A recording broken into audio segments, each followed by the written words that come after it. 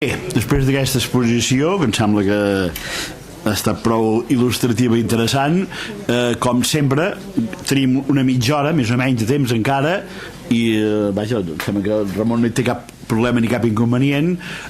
Obrim doncs un torn de paraules, un col·loqui, perquè tothom pugui exposar les seves qüestions, objeccions, no sé, discrepàncies, el que vulgui, amb el que acaba d'exposar Ramon Catanelo. M'agradaria en tot cas que la gent aixequés la mà, quedés clar l'ordre de les paraules, perquè ens facilitin la feina als moderadors, diguem-ne.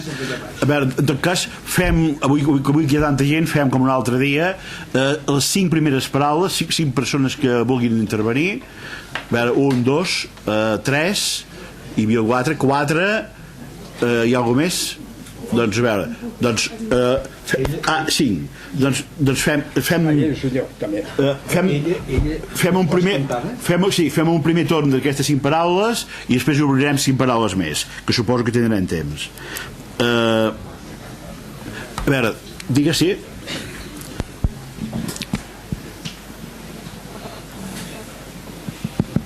Hola, sí se sent? Sí, se sent. Bon vespre a tothom. Primer em vull presentar. Soc la Belén Murillo, soc la coordinadora de l'Assemblea Nacional Catalana a Madrid i impulsora de la iniciativa Madrileños pel dret a decidir o Madrileños por el derecho a decidir.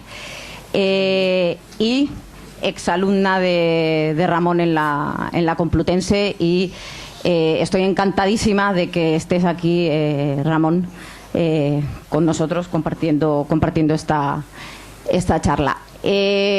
Sí volia dir que Ramon ha dit que hi ha 3 o 4 i algú més, no només som 3 o 4, hi ha més madrilenys a Madrid que estem a favor del dret a decidir. Hi ha col·lectius importants dintre d'un altre Madrid, importants per la qualitat i no tant potser per la quantitat ni pel temps que fa que hi són, però sí per la qualitat.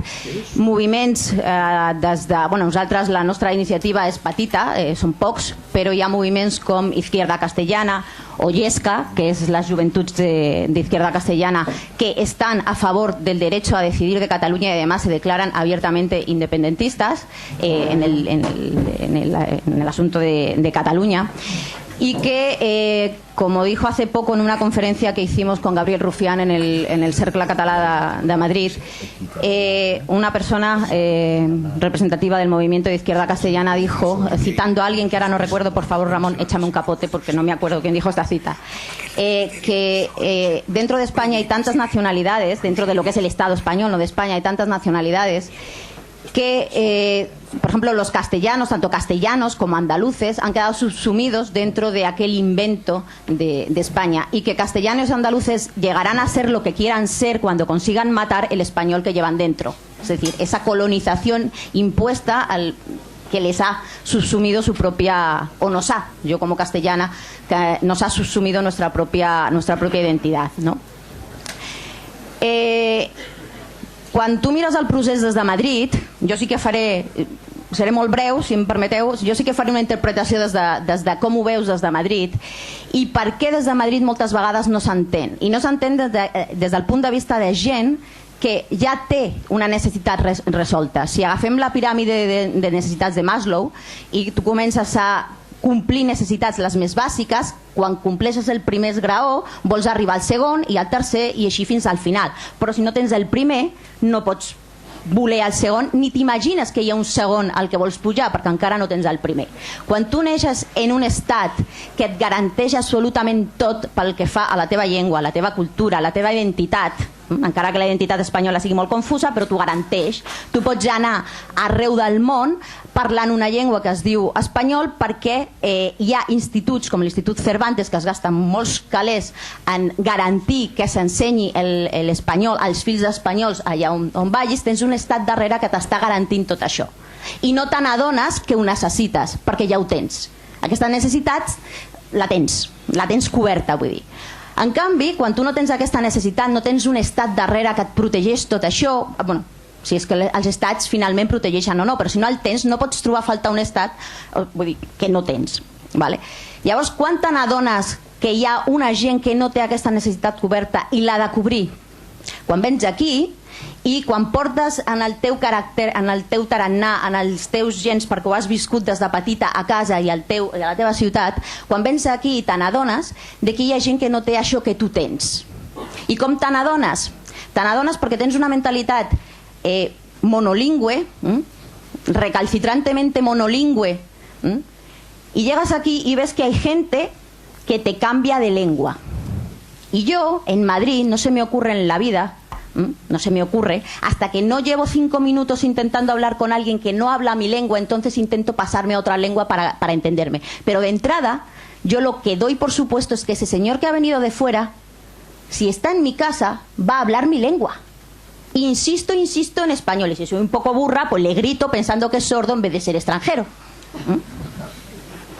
Però si jo arribo aquí, fa 10 anys que començo a venir per aquí, i jo no parlava el català com el parlo ara, i quan la gent veu la meva matrícula de Madrid o dic que sóc de Madrid, em canvien de llengua.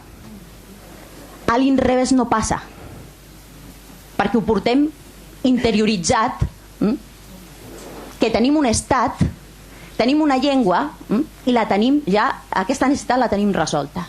I vens aquí i veus que la gent no fa això. Quan te n'adones d'això fas el canvi de xip i veus coses que potser la gent d'aquí no veu perquè hi porta molt de temps amb un síndrome d'Estocolmo impressionant. Però quan tu no has viscut aquest síndrome d'Estocolmo perquè no has tingut aquest estat estrany que t'està oprimint, doncs no ho veus quan ves aquí.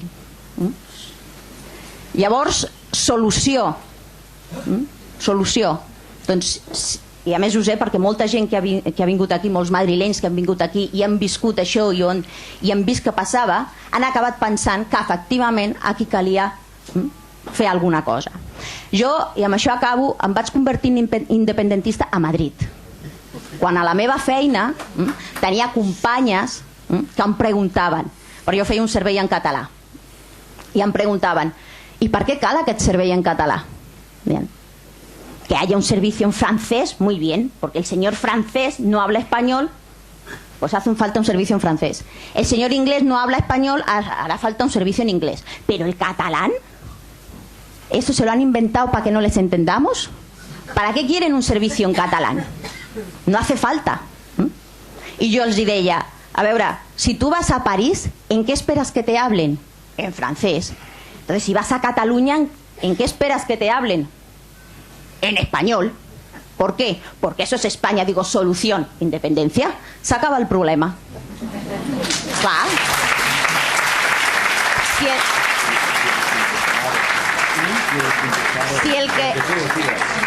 Si el que es necessita per garantir la cultura i la llengua catalana i una identitat pròpia és un estat propi, doncs molt bé, ells mateixos en van donar la solució, un estat propi, com tenen aquells estats o aquelles nacions que estan, vull dir, que tenen garantits les seves necessitats. Gràcies. Gràcies, Belén. A veure, ara la segona paraula allà al final, sisplau. Ramon és allà al final, segona paraula. Naturalment, Ramon, cuando quieras puedes contestar si quieres, Sí, yo, cuando tú me digas. Sí. A ver. Hola, bona nit. Jo voldria fer-le una pregunta de discrepància. Bueno, quería hacerle una pregunta de discrepancia, a ver si me la puede aclarar. Usted habla de no saltarse legalidades, de crear empatía con Europa y que no podemos hacer según qué cosas para que Europa nos dé la espalda y realmente no nos saltemos, sea, digamos, caerles bien y ser simpáticos, vamos a decirlo así coloquialmente, ¿no? Entonces yo en eso difiero y le pregunto a usted si cree que realmente seguir empleando energía y tiempo en crear empatía con España para que finalmente se siente en una mesa, sea vía Europa con intermediarios europeos, o sea forzados porque la mayoría aquí gana, si eso le parece a usted que tiene unos visos de una cierta, de corto plazo o de medio plazo. Yo creo que no, por eso va de mi pregunta de discrepancia. Y si no cree más bien usted que lo que estaría quizá más cerca es ensanchar la base soberanista, que aquí todavía es relativamente corta, necesitamos más fuerza, y si no es con ese argumento donde convenceríamos más en Europa al ver que aquí realmente somos la mayoría, pero mayoría mayoritaria, vamos a decir. ¿Qué opinan ustedes? A ver. No, como tú quieras, yo cogeria 3 o 4, Sí. explícalo, cogemos Sí, como 4 i contestam. doncs fem això, 3 o 4 intervencions i després procurarà, potser hi haurà trets comuns en algunes preguntes, les respondria després totes, perquè pugui intervenir més gent, Sí, la tercera pregunta era allà, Sí. Era aquí, sí. Hola, yo quisiera...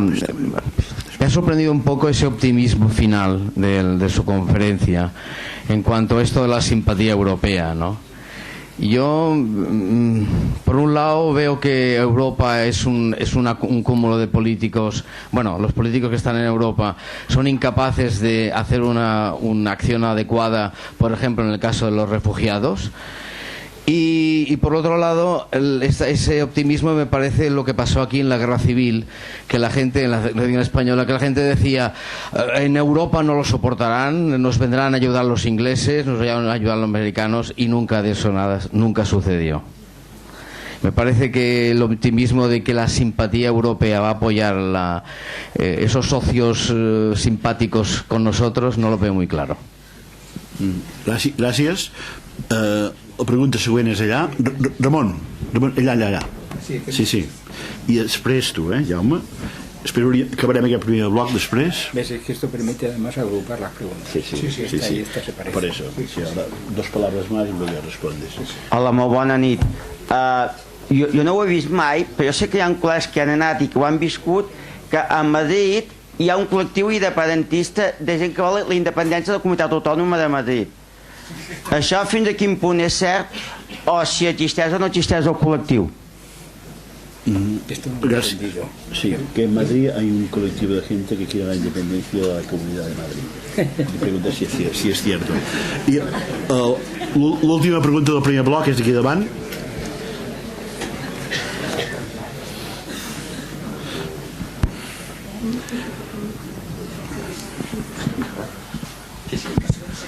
Sí, jo voldria... L'economia no ha sortit per enlloc. En tot aquest tema l'economia no ha sortit per enlloc.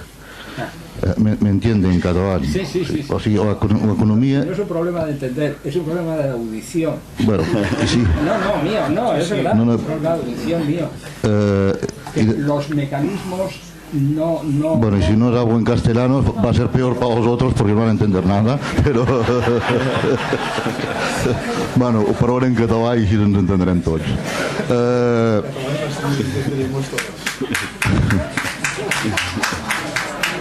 Jo voldria dir que, esclar, aquí hi ha una altra qüestió que és l'econòmica. I aquesta qüestió, jo em sembla que d'una manera civilina, està passant per Israel. Perquè Israel també juga a Europa. Perquè si va a l'Eurovisió, vull dir, juga tota Europa.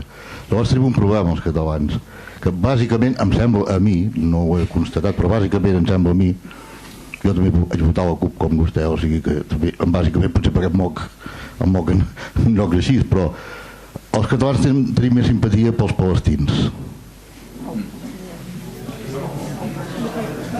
No ho sé, Los catalanes tenemos más simpatía por los palestinos. ¿Somos más? Más simpatía por los palestinos. No, només era això. Si llavors Israel és el que ens ha de deixar els calés aquests per pagar la deuta que tenim, si realment es constata això que dic jo, que sembla ser que no, però a mi em sembla que tenim més simpatia pels palestins, per la forma d'actuar d'Israel, d'arracars, que estan funcionant com els espanyols però pitjor entrant, no? Vull dir el mateix. Llavors d'on sortirien les misses que diem aquí? Els diners. ¿Dónde saldrían los dineros? El dinero, ¿dónde saldría el dinero? ¿El dinero de qué? Que si tenemos más simpatías por los palestinos que por Israel. Y en cambio los que nos tienen que... ¿Qué opina que tiene que pagar el de la Síria? Bé, ara sí que respondes, si te parece. Sí. Bé, hem tancat aquest primer bloc, ara el Ramon doncs, contestarà aquestes qüestions. Segurament tindrem temps per obrir un altre bloc. Rápidamente, tengo que ser, para que pueda hablar todo el mundo, sí, tengo que ser breve. Diga. Tengo que ser breve.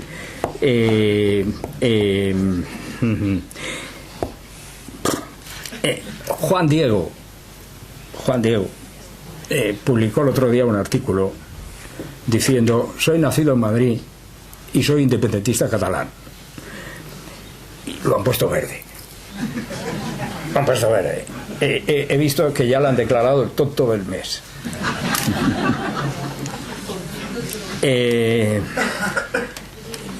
Estar en la panza de Leviatán tiene sus encantos y tiene sus inconvenientes, y estamos en la panza de Leviatán. Y yo no me espero nada bueno para el futuro inmediato. Más bien creo que las cosas se van a poner crudas, muy crudas. Bueno, pues a ver hasta dónde llegamos, pero está claro, sí, que hay gente en Madrid y en Castilla y tal, sí, yo estuve aquí oyendo hablar a un señor de Andalucía que decía que abajo el capitalismo y vivan los pueblos libres, etcétera, sí, aquí, pero que se lo vaya a decir a Susana Díaz y ya veremos lo que pasa, igual que en Madrid, igual en todas partes, ¿no? Sí, todo lo que se haga en el sentido de apoyar las causas justas, pues es elemental, claro. Pero yo no me haré muchas ilusiones. Al final, pues lo que decía antes, vamos a ser las brigadas internacionales de este asunto. Europa y la mayoría y la simpatía y todo, que claro, sí. ¿Cuál es la alternativa? ¿Cuál es la alternativa? Esto es un trozo del Estado español. Europa es una unión de Estados. En Europa hay distintas opciones. Si yo, por ejemplo, dependiera del apoyo de los franceses, me buscaría la vida de otra manera. Porque Europa no es una unidad. A Europa hay que trabajársela como todo. Y una de las cosas muy buenas que tiene este proceso es que lo ha sabido hacer muy bien. Y efectivamente hay una simpatía por el proceso independentista catalán, entreverado de antipatía por la tradicional actitud española en Europa, que sí, que dejó muchas heridas que siguen abiertas. Uno puede decir, bueno, eso no está bien, aprovecharse de esas cosas y tal. Bueno, no lo sé. ¿Saben ustedes cómo llaman en Holanda a los bloques de hierro que hay en los puertos para amarrar los buques? Duque de Alba. Sí. Esas cosas duran, y con eso hay que jugar porque no hay alternativa. Esto es un estado de 47 millones de personas en el que el poder político, apoyado por la práctica totalidad del establishment, de los partidos, tiene una idea centralista de la cuestión. Y vamos a ver si es que además no sé, no quiero extenderme, pero no es difícil ponerse en el pellejo de los españoles, no es difícil. Perdieron América. Bueno, primero perdieron las posesiones europeas. Don Ernesto Jiménez Caballero, que era un intelectual falangista de la primera época, que estaba para los cochinos, pero que tenía mucha gracia, decía: a mí no me hable usted del 98, porque no hay un 98, hay 13 98. Y empieza a contar los Países Bajos, el milanesado, el rosellón, la Cerdaña, tarará, tarará, tarará, tarará, y claro, le salían 18.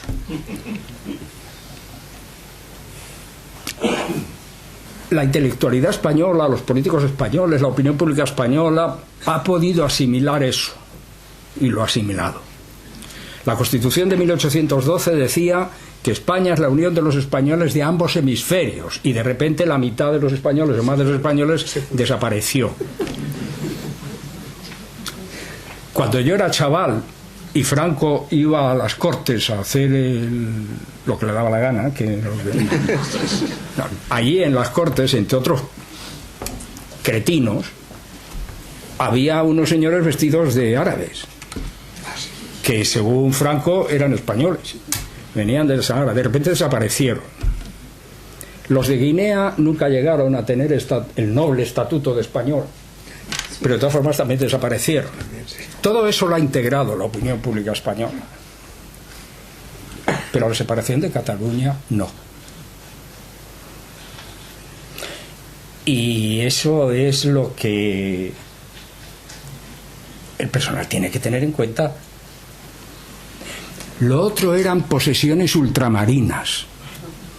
Esto afecta a la autoconciencia en función del principio de la integridad territorial. Eso del principio de la integridad territorial es, con permiso de los presentes y de las presentes, una gilipollez. Porque si eso rezara, Portugal tendría que volver al seno de la patria y acuso decir Gibraltar. Pero opera. No está en su imaginario la independencia de Cataluña. No lo está. Y por impedir eso, pueden hacer cualquier cosa.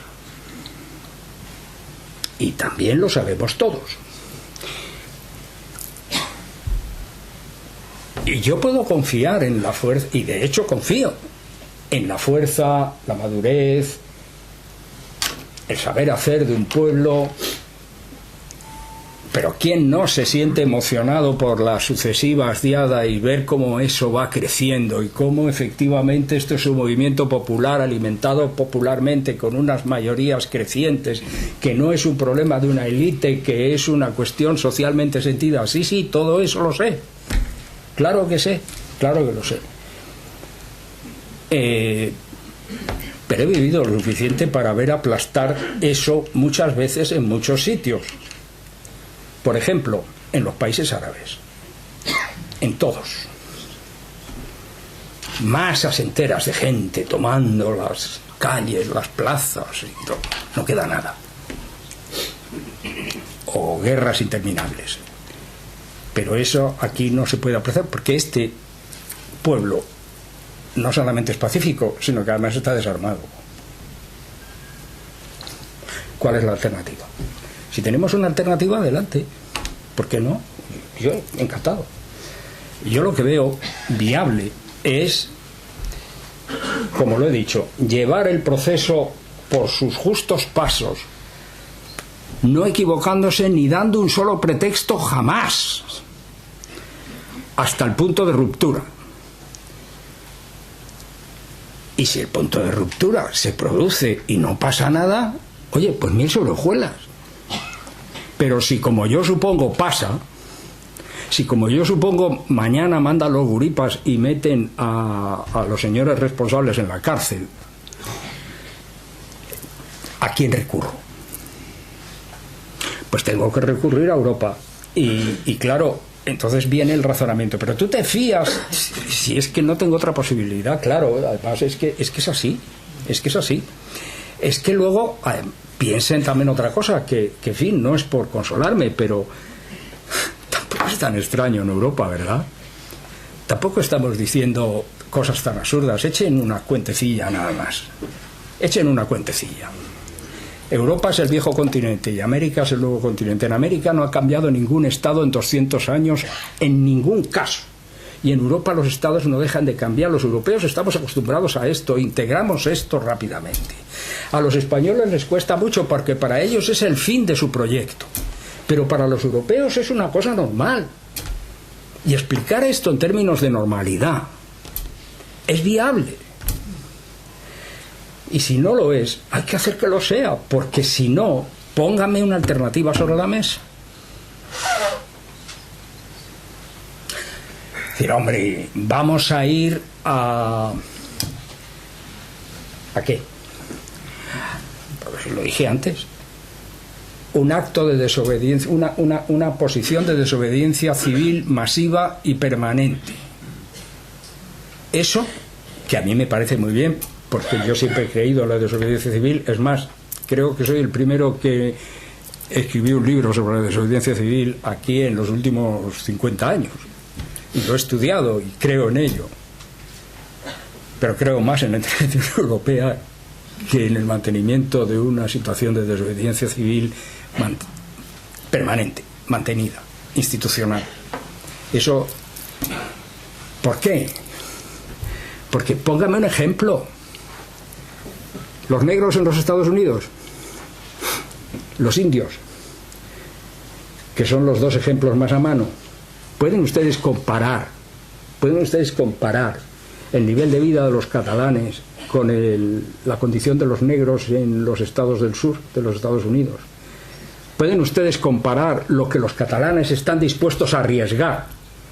Porque cuando llega ese momento, y sé de lo que hablo por experiencia propia, tienes que estar dispuesto a ir a la cárcel. Tú, con tu familia. Y vamos a ver cuántos van. O los indios. Claro. Y esa es la realidad. Y claro, entonces decir, es un optimismo y tal. Bueno, es eso que decía el otro del optimismo de la voluntad y el pesimismo de la razón. Pues sí, pues bueno, pues juguemos con ambas cosas, pero racionalmente hablando, ¿es nuestra mejor baza? Si no es nuestra mejor baza, pongan otra sobre la mesa. Y si no hay otra sobre la mesa, y aunque la haya, no renuncien a esto. No se renuncia a eso. Vamos a todos los foros internacionales, vamos a todas partes, vamos a defender el derecho de los pueblos a la autodeterminación, el derecho de nuestro pueblo a la autodeterminación, lo vamos a defender en todos los sitios. Tardará más, tardará menos, pero carastos, hombre, si llevamos 500 años así, ¿qué pasa? ¿Que si ahora no lo conseguimos en 5 se va a hundir el mundo?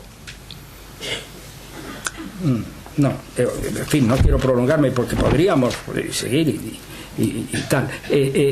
Yo esto de la independencia de Madrid, si no te la Comunidad de Madrid, la Comunidad de Madrid, sí, claro, sí, naturalmente, sí, es más, no sé si lo dice usted con conocimiento de causa, yo sí se lo digo. 2.500 votos obtuvo el Partido por la Independencia de Madrid en las elecciones anteriores a esta, porque hay un Partido por la Independencia de Madrid y obtuvo 2.500 votos, es decir, hay 2.500 conciudadanos míos que muy bien en sus cabales no están.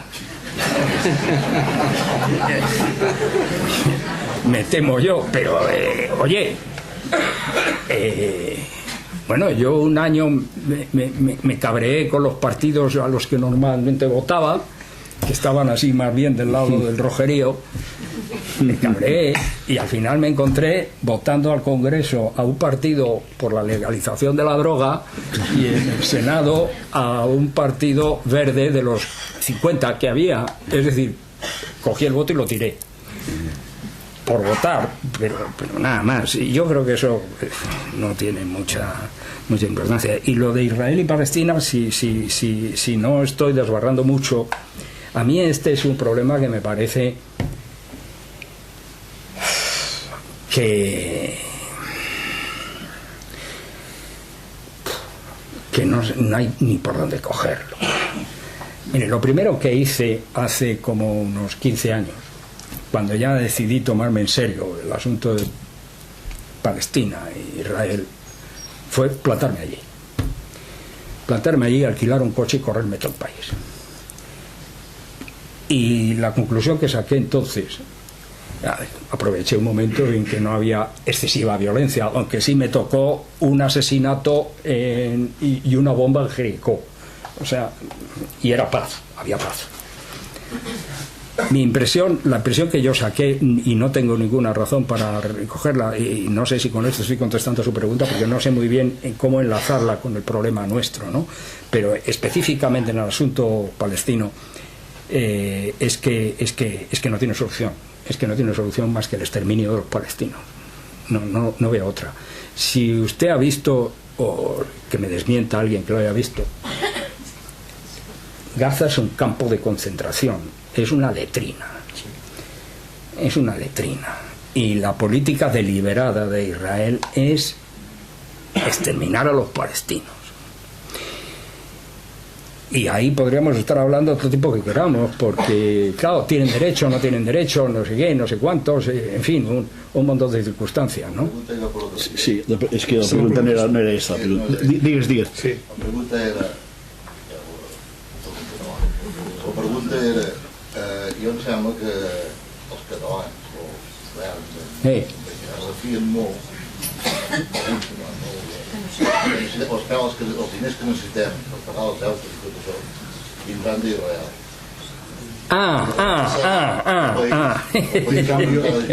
Y en cambio aquí somos simpatizantes más bien de los palestinos. I en canvi som més pro-palestins que no pas d'Israel. Com puc donar a caler una gent que podria dels palestins? Entendido. Yo es que no lo sé. No tengo información, pero a mí me parece que no es dinero lo que nos falta. Usted sale a la calle ahora y la gente le da el dinero que le haga falta. Depende de cuál sea el objetivo que usted persiga, pero aquí la gente se lo da. Es más, ¿verdad, Belén? Hasta en Madrid se lo damos, ¿verdad? Que nos pase la gorra y lo damos. No nos hace falta el dinero de los israelíes ni nada. Es otra cosa lo que nos hace falta. Lo que nos hace falta es la solidaridad de los europeos. La solidaridad de los europeos. Decirles a los belgas, decirles a los noruegos. Noruega no está dentro de la Unión Europea, ya lo sé, pues decía que usted ignora. No ignoro nada. Noruega no está en la Unión Europea, pero Noruega se separó pacíficamente de Suecia en 1905. Pacíficamente. Y se llevan tan bien. Y yo eso es a lo que aspiro en mi país. A que aquí unas gentes quieran independizarse, que se puedan independizar y que nos llevemos mejor que nos llevamos ahora. Porque ¿sabe usted una cosa? Lo mismo que les pasa a ustedes, muchos de ustedes están hasta las narices de ser nacionalistas. Quieren ser independentistas para dejar de ser nacionalistas, claro, y yo también estoy hasta las narices de estar hablando de Cataluña, hombre. Claro, yo quiero que Cataluña se independice para poder dedicarnos a cosas. Por ejemplo, pues a ver qué relaciones podemos establecer, porque tienen ustedes unas casas editoriales que a mí me interesan mucho. Claro.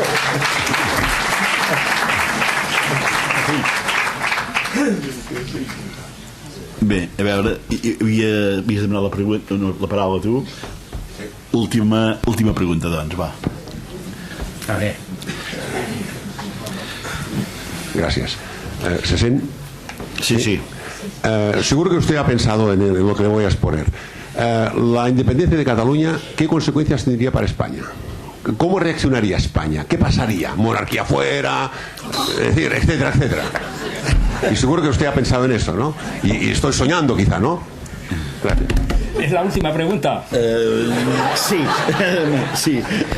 Mire usted, yo tengo una cosa clarísima, además, que yo soy hijo de republicanos. Y soy republicano. Y yo no quiero vivir en una monarquía. Y veo que mis compatriotas son incapaces de dejar su condición servil de súbditos y quitar de en medio esta vergüenza de una dinastía de corruptos incompetentes. Y claro, me da un poco de vergüenza decir esto, pero ¿qué le vamos a hacer? Es que es así. Traidores. A mí me da igual, porque yo en esas cosas no creo, pero ellos que se pasan la vida diciendo que el sacrificio por la patria, por el no sé qué. Fernando VII y Carlos IV, dos reyes felones que le dieron la corona de España a Napoleón porque eran unos canallas. Fernando VII, el llamado deseado, llamó a los 100.000 hijos de San Luis para someter aquí a la gente. A mí eso de soy español, un orgullo y tal, me suena a la cabra de la Legión. Pero ya que lo dice, coño, hágalo. Isabel II, una vergüenza. Lo mire usted por donde lo mire, por debajo, por encima de la cama, que en los dos sitios estaba la señora. Alfonso XIII. Pero estoy descubriendo algo si digo que era un putañero y que propició el golpe de estado del general Primo de Rivera para que no se pudiera saber lo que decía el informe Picasso sobre su responsabilidad personal en el desastre de Danuel, de Alhucemas y de toda aquella cosa donde él tenía intereses personales por los cuales murieron 20.000 hombres, de los cuales una gran proporción eran catalanes, por cierto. Y el Don Juan este que no pudo reinar, que supongo que dará para infinitos romances y piezas de teatro de románticos tal, este se ofreció voluntario a Franco para luchar en contra de la Horda Roja. Y el padre de este preparado jamás juró la Constitución, juró los principios fundamentales del movimiento nacional. Es decir, además perjuro. A mí me parece muy bien que haya sido perjuro, porque si encima respeta, encima todavía tendríamos que estar brazo en alto por ahí. Pero claro, entonces, yo no quiero la monarquía. Y si hay un trozo del Estado español que se la quita de encima y establece una república, yo tardaré 24 horas a ver si el ejemplo se propaga, y si no se propaga, yo me vengo. Claro.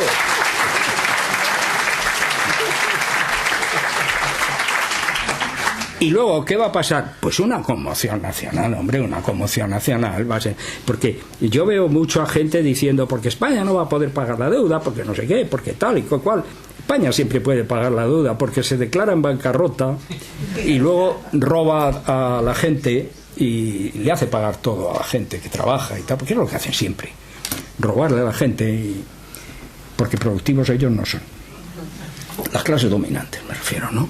Pero va a ser una conmoción nacional en el autoestima y en el autoprecio de los españoles, y ahí quiero ver yo a mis colegas los intelectuales que dicen, porque todavía no hace mucho, exactamente 15 años, en un seminario en la Universidad de París, donde nos convocaron para un seminario de los colegas sobre el sur de Europa, y estaba con respetados y muy reconocidos colegas cuyos nombres no voy a decir, y un señor de la Universidad de Montpellier, que claro, estaba muy interesado en lo que pasaba en Cataluña, nos preguntó a los españoles: oye, ¿vosotros qué creéis que va a pasar? Hace 15 años, un poquito más incluso, porque todavía no había entrado el siglo XXI.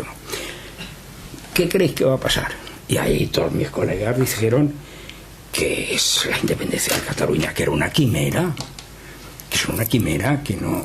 Allí el único que dijo, que a mí me daba la impresión de que no iba a pasar mucho tiempo si que Inglaterra se dividiera, Bélgica también y España también, fui yo. Pero va a ser un choque, porque todo, pero no se han dado cuenta, no lo hemos visto. Léanse mi libro, hombre. Claro.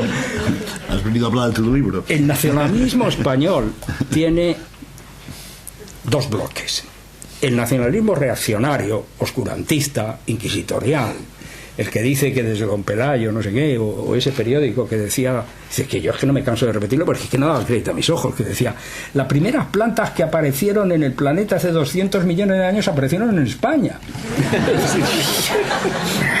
Realmente... esos que dicen que Séneca era español y que Trajano era español y ese tipo de gente, ¿no? Que es el bloque dominante, ¿no? Y luego está siempre esos pobres desgraciados que salen, que siempre te los recuerdan cuando empiezas a cargar y decir, ya está bien, hombre, de esta historia con estos tíos. No, hombre, pero no te olvides de que hay un nacionalismo español, la otra España, los heterodoxos españoles, los liberales, los progresistas. Siempre sí, no me olvido, ¿cómo me voy a olvidar? Un atajo de cagao. Cuando no vendidos. Flaco favor le han hecho esas gentes a una idea alternativa de España. No han sido capaces de hacerla. Y se han plegado. Y al final han comprado el relato de justificativo, glorificante del nacionalismo reaccionario. Y lo mire usted por donde lo mire, porque, por ejemplo, pues, qué sé yo, el tío de los Solana, digo el tío carnal, Salvador de Madariaga, con su teoría de los tres franciscos. Y tal, no sé qué, España, pues, esta cosa de las dos Españas enfrentadas. Jordi Solé, que colega mío, muy querido, muy apreciado, yo era muy amigo de él, fallecido hace unos años. Teoría del péndulo. España es un país pendular. ¿Qué quiere decir eso? A la derecha, a la izquierda. A la derecha, a la izquierda. No, hombre, no. A la derecha, a la derecha, a la derecha, a la derecha. Claro, y eso hecho por un tío que era del Partido Comunista. Porque Jordi Solé, antes de ser socialista, fue del Partido Comunista. Sí. Es decir, se supone en él un espíritu rebelde. Y claro, entonces, si no han sido capaces de elaborar un imaginario nacional propio, porque no lo tienen, porque la llave de España es la Iglesia Católica, la identificación de España con el catolicismo, esa identificación que la derecha lo llevan los genes, razón por la cual en España no hay división entre la Iglesia y el Estado. Y según me he podido enterar, mi exalumno Pablo Iglesias tacha la casilla de la Iglesia en la declaración de la renta. Si los de Podemos, que son bolcheviques con el cuchillo entre los dientes, tachan eso, pues es que estamos en los tiempos de los curas obreros. Esos del evangelio, de la pobreza evangélica. Y es decir, que el discurso nacional español es un discurso hegemonizado por la derecha, una derecha asesina, una derecha asesina. Acaba de salir una traducción de un libro que ha hecho servidor, me perdonarán ustedes la falta de modestia, pero es que estoy muy contento. Acaba de salir una traducción, les voy a contar simplemente y con eso termino la cuestión, porque que entendamos, un desastre, va a ser una catástrofe, se van a encontrar un día, va a ser la primera generación que va a decir, Dios mío, me acosté español y me levanto apátrida. He perdido el país, mis referencias, mis raíces, y no las tienen. Tienen un cuento que les han contado en la escuela, en los libros de Bruño, llenos de mentiras sobre el caudillo, y con eso siguen. Acaba de salir un libro que he traducido yo en una colección que dirijo yo. El libro se llama El año 2440. Fue escrito por un ilustrado francés, Louis Sébastien Mercier, en 1770. Era un rusoniano convencido y un ilustrado. Muy bonito libro. Fíjese además que no solamente es una utopía, sino que es una ucronía. Es la primera ucronía que se ha escrito. Luego ya han venido muchas, pero esta es la primera, de un tío que proyecta a 700 años como será Francia dentro de 600 años.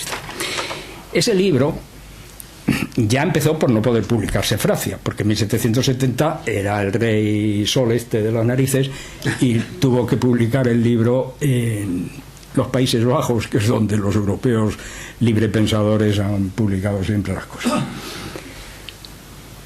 Llegó a España en 1778, en una edición francesa. Fue denunciado a la Inquisición, procesado. El libro, no el autor, el libro. Fue denunciado, procesado, encarcelado en la villa, condenado a ser quemado. Por providencia real, 3 cédulas reales. Y llegado el día señalado, con gran pompa y circunstancia, el alcalde y el alguacil mayor sacaron el libro, en francés, en un país analfabeto en español, en francés. Sacan el libro, lo llevan a la Plaza Mayor, se lo entregan al verdugo y lo queman. Ya entonces eran magnánimos con los dineros públicos, porque toda esta gente cobraba un dinero. El verdugo, el alcalde, estaban todos cobrando dinero que pagaban los equivalentes a nosotros entonces, ¿verdad? Para quemar un libro. La primera edición de ese libro es esta que he hecho yo, de 1238 años después. Total, porque el libro dice que entre otras cosas, dice cosas tan tremendas como esta: los países europeos en América no han hecho más que barbaridades, crímenes de todo tipo y destrozos y tal. No utiliza la palabra genocidio porque no se había inventado, pero bien hacer. Dice Louis Sébastien Mercier, pero bueno, todos tienen un perdón, menos España. Lo que hizo España en América no tiene perdón, por los siglos de los siglos. Dice el bueno de Sébastien Mercier, que era lector de Rousseau y además se había leído a, ¿cómo se llamaba aquel italiano que prohibía la tortura? Cesare Beccaria. Había leído a Cesare Beccaria y era un hombre humanista y tal. Dice, pero los españoles en América no tienen perdón. Y esa es parte de la historia que aquí hay. Esa mentalidad que los españoles dicen que es la leyenda negra sigue operando respecto a España. Esa es una baza que tienen los catalanes cuando dicen que nosotros no somos España. Te quedas fuera de esa maldición. Y claro, dicen, no, es que esa es la maldición de la leyenda negra. Bueno, la leyenda negra, el nombre de la leyenda negra se lo inventa un capitán del ejército español que se llamaba, además tenía gracia el nombre, Julián Juderías. La leyenda le pone... Y claro, es un libro eruditísimo, se lo aconsejo, La leyenda negra. Julián Juderías, allá por el año de 1910 y 1911, es el que da nombre a la llamada leyenda negra. Y la demuestra fehacientemente. En efecto, hay en Europa desde el siglo XVI un montón de documentos contando barbaridades de los españoles. Barbaridades. Y esos documentos han sido el factor más potente de propaganda para ennegrecer. Corrijo porque el verbo ennegrecer es un verbo racista para ensuciar el prestigio de España a los ojos de los ilustrados europeos, sin duda. Pero ¿sabe usted esos libros cuáles eran? Todos escritos por españoles. La leyenda negra es una fabricación de españoles, todos escritos por españoles contrarios al dominio de la Inquisición, del absolutismo, del Concilio de Trento. Claro, entonces, a ver, ¿cómo se entiende esto? España es víctima de la leyenda negra, cierto. Tiene muy mala fama en España, en Europa, cierto. Si alguien va y dice, oiga, no me confunda con esos, ya tiene unos puntitos ganados. Verdaderamente. ¿Pero en qué se basa la leyenda negra? Pues que resulta que la leyenda negra se basa en libros escritos por españoles. Y claro, entonces los europeos vienen y dicen, pero a mí ¿qué me cuenta usted? Oiga, pero si lo dicen ustedes mismos. Y claro, ese es el problema. El problema es que eso los europeos lo entienden y aquí no. Aquí dicen que es una leyenda negra inventada por... No, sí es inventada por nosotros mismos, porque tampoco es inventada. Es decir, el libro de Bartolomé de las Casas, que es uno de los libros que menciona Juderías, vamos a ver, puedo emplear una expresión ortodoxa, va a misa. Va a misa. Efectivamente, España explotó la mano de obra de los indígenas Siboney y los exterminó, haciéndolos trabajar en las minas. Es verdad que el padre de las Casas, que tenía una idea de la moral relativamente laxa, lo que proponía era, como medida caritativa, me dice mi señora que es hora y que nos vayamos, sustituir a los indios Iboney por negros, porque decía que eran más resistentes, pasarse la vida bajo tierra. Claro, entonces, resumiendo, ¿qué va a pasar en España? Una catástrofe, pero es que es necesario que pase, porque si no el país no va a despertar. El país no va a despertar si no le pegan una sacudida, como una catarsis. Los españoles no alcanzarán la condición de ciudadanos, porque aquí no ha habido revolución, no se le ha cortado la cabeza a ningún rey, no se ha hecho nada. Siguen dominados por una oligarquía de señoritos terratenientes, banqueros chupones, parásitos, militares y tontos de lava generacionales. Bueno, pues yo Muy